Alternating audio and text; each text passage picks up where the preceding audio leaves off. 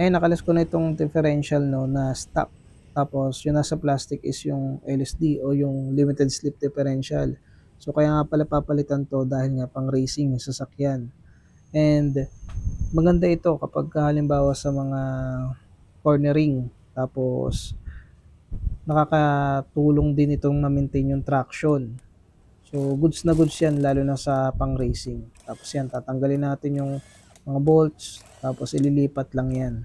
Ganun lang kadali. Pero mahirap magbaklas.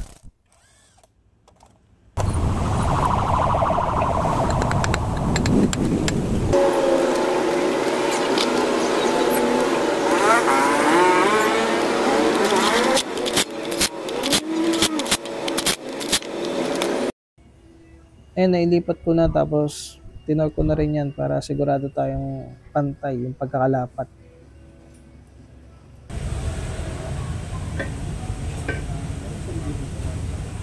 Magnet.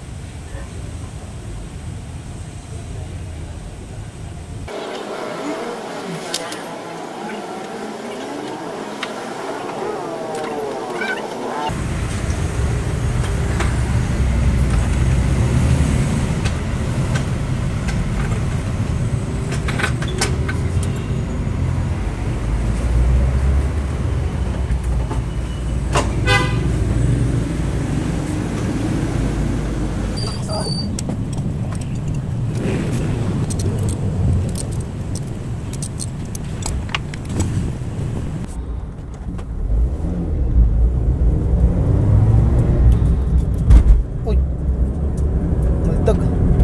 Pagbitaw mo yan, boy? Ang ingay. Ubong, no?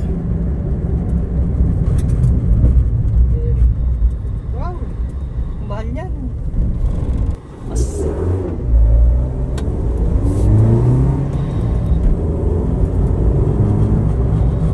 Pang racing lang talagang purpose, no? Hindi pwede pang daily.